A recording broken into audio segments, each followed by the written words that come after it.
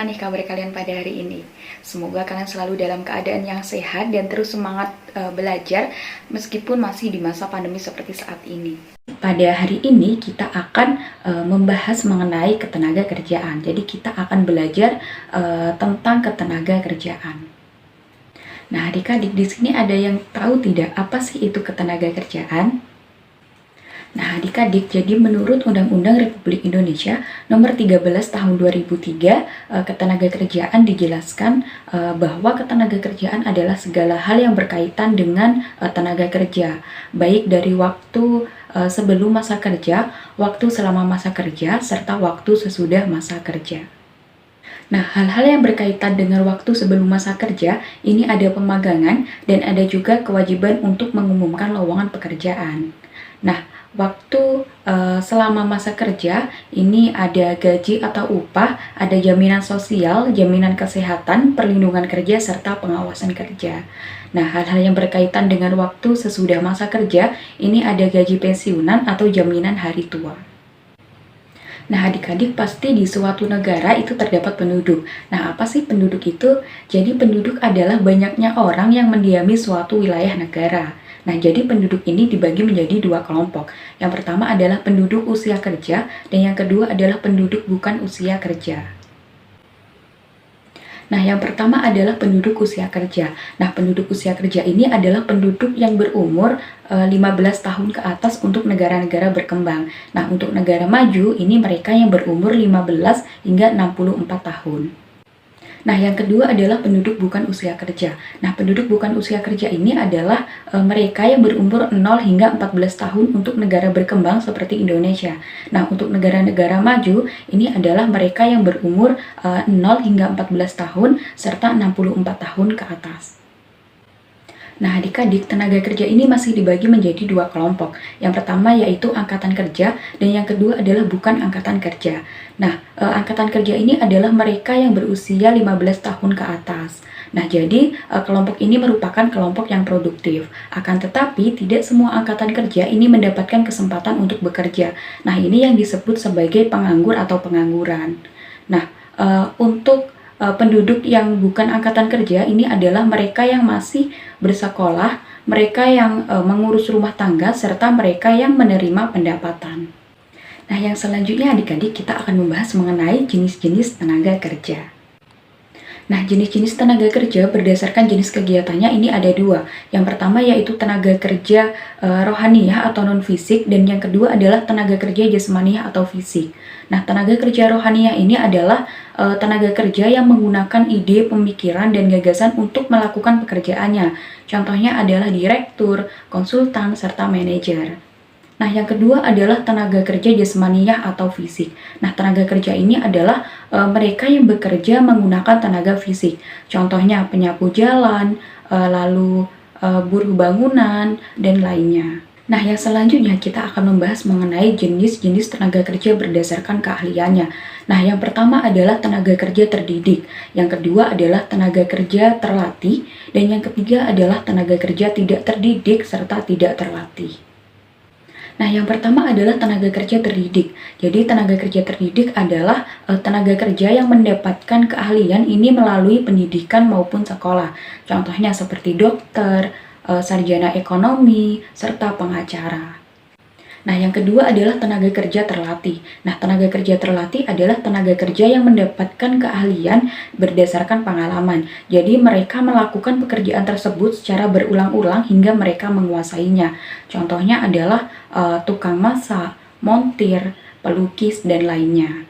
Nah, yang ketiga adalah tenaga kerja tidak terdidik serta tidak terlatih. Nah, tenaga kerja ini adalah tenaga kerja yang hanya mengandalkan tenaga saja dalam bekerja.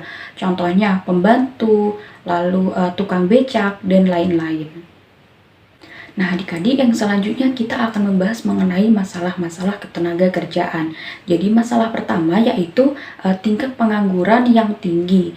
Yang kedua adalah tingkat keterampilan dan pendidikan yang rendah. Yang ketiga adalah jumlah angkatan kerja yang tinggi atau jumlah angkatan kerja yang melimpah. Yang keempat adalah penyebaran tenaga kerja atau angkatan kerja yang tidak merata. Serta yang kelima adalah kesejahteraan tenaga kerja yang kurang maksimal. Nah, selanjutnya kita akan membahas mengenai upaya untuk meningkatkan kualitas tenaga kerja. Nah, yang pertama yaitu dari pihak pemerintah. Jadi, pemerintah harus memberikan berbagai pusat latihan kerja. Nah, tujuannya adalah untuk menjadikan masyarakat kita menjadi manusia yang terampil, manusia yang berinisiatif, serta manusia yang kreatif. Nah, yang kedua adalah dari pihak swasta atau perusahaan. Nah, jadi perusahaan harus melakukan kerjasama dengan pihak kampus maupun sekolah, di mana perusahaan memberikan kesempatan bagi siswa atau mahasiswa untuk melakukan praktik atau program magang. Nah, tujuannya adalah untuk mengenalkan mereka ke dalam dunia kerja yang sesungguhnya, sehingga mereka mempunyai persiapan serta mempunyai bekal sebelum mereka terjun di dunia kerja yang sesungguhnya.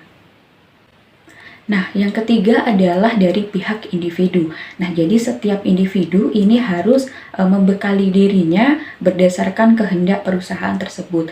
Jadi ketika melamar kerja, mereka harus membekali dirinya dengan berbagai pengetahuan dan keahlian sesuai dengan yang disyaratkan oleh perusahaan. Misalkan di dalam perusahaan itu mereka harus menggunakan bahasa Inggris untuk berkomunikasi, atau pelamar kerja ini atau mereka yang bekerja di sana ini harus bisa menggunakan komputer untuk melakukan pekerjaannya. Nah, yang keempat adalah menanamkan jiwa wirausaha. Jadi, bekerja tidak harus bergabung dengan perusahaan atau institusi tertentu. Jadi, mereka bisa mengembangkan kemampuannya atau bakatnya untuk mendirikan suatu usaha sendiri. Jadi, mereka bisa mengenali peluang yang ada. Nah, adik-adik, yang selanjutnya kita akan membahas mengenai sistem upah. Nah, upah di Indonesia ini sangat beragam. Yang pertama ada upah harian, yang kedua ada upah mingguan, serta yang ketiga ada upah bulanan. Nah, sistem pembayaran upah ini tergantung pada 3 kondisi. Yang pertama yaitu kondisi permintaan dan penawaran tenaga kerja. Nah, disebutkan bahwa ketika penawaran itu lebih besar dari permintaan, maka upah cenderung menurun. Nah, jadi ketika penawaran akan tenaga kerja ini lebih besar daripada permintaan akan jasa pencari kerja, maka upah menurun. Nah, para pencari kerja ini biasanya mereka mendapatkan upah yang rendah atau kecil asalkan mereka bisa bekerja. Nah, sebaliknya apabila permintaan tenaga kerja ini lebih besar daripada penawaran tenaga kerja, maka upah cenderung naik. Nah, biasanya ini terjadi di negara-negara yang sudah maju seperti Inggris, Jerman, dan lainnya. Nah, yang kedua adalah tergantung pada kondisi kesepakatan antara pemberi kerja dengan penerima kerja. Nah, jadi permintaan dan penawaran tenaga kerja ini terjadi pada saat wawancara atau seleksi kerja, di mana terjadi tawar-menawar mengenai upah dan jam kerja.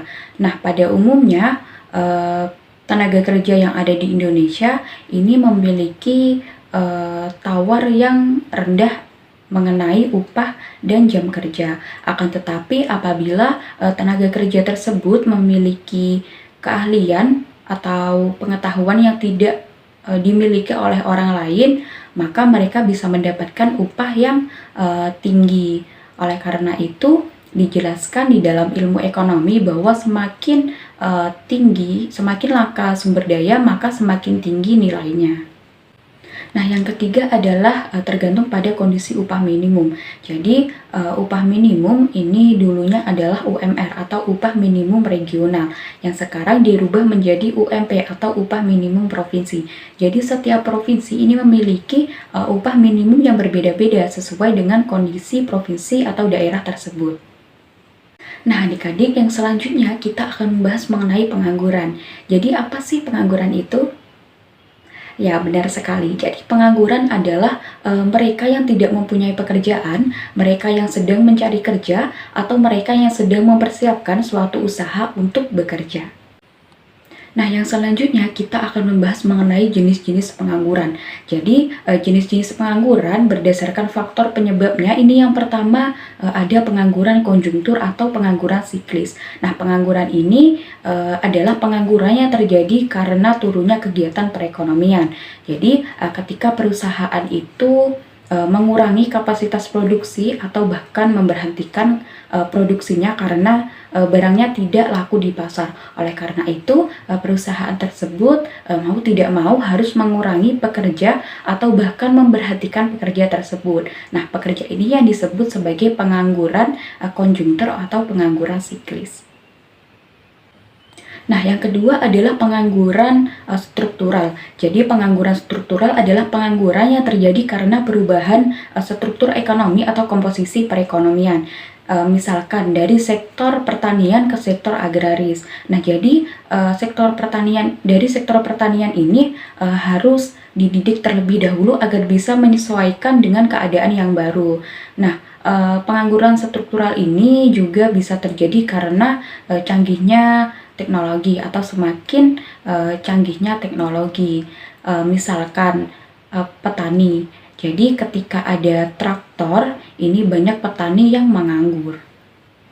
Nah, yang ketiga adalah pengangguran friksional. Jadi, pengangguran ini adalah pengangguran yang terjadi karena sulitnya untuk mempertemukan antara lowongan kerja dengan pencari kerja. Nah, akan tetapi pada saat ini mungkin pengangguran friksional ini sudah sangat berkurang karena adik-adik juga sudah tahu sendiri bahwa sekarang sudah ada internet dan sosial media.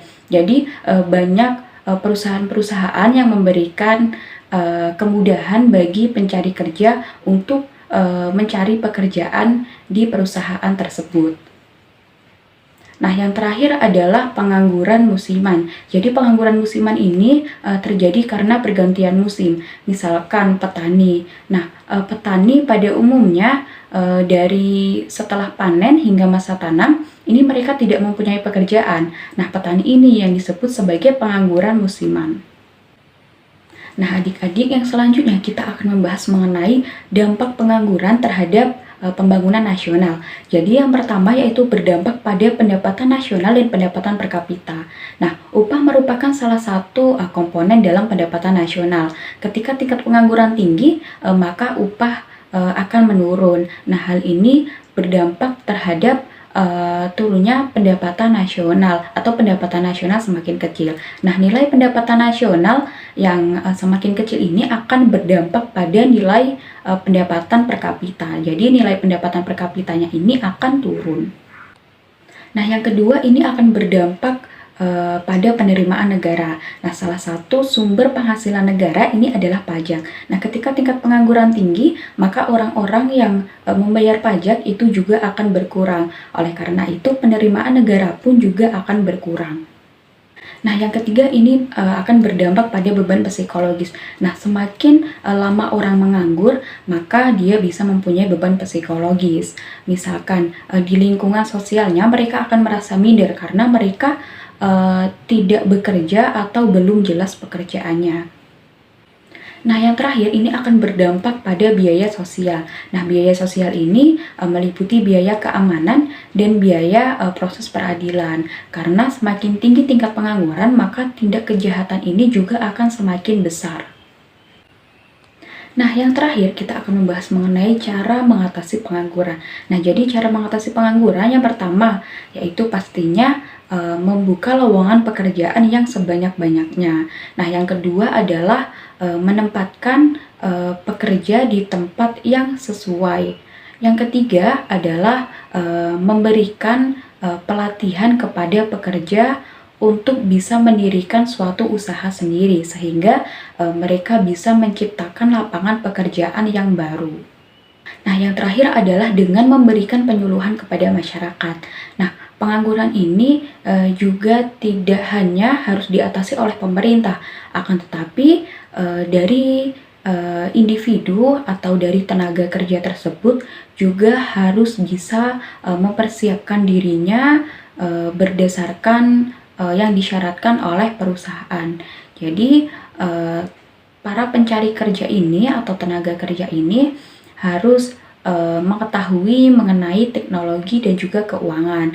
Nah, orang-orang yang lebih awam terhadap teknologi dan keuangan ini akan lebih mudah diterima oleh perusahaan. Nah, adik-adik, kita sudah membahas mengenai ketenagakerjaan. Oleh karena itu, pembahasan mengenai ketenagakerjaan ini sudah selesai. Oleh karena itu, terima kasih kepada adik-adik yang sudah menyaksikan video pembelajaran ini. Semoga video pembelajaran ini, pembahasan yang kita bahas mengenai ketenagakerjaan ini bermanfaat bagi adik-adik semuanya. Dan sampai jumpa di lain waktu. Terima kasih. Wassalamualaikum warahmatullahi wabarakatuh.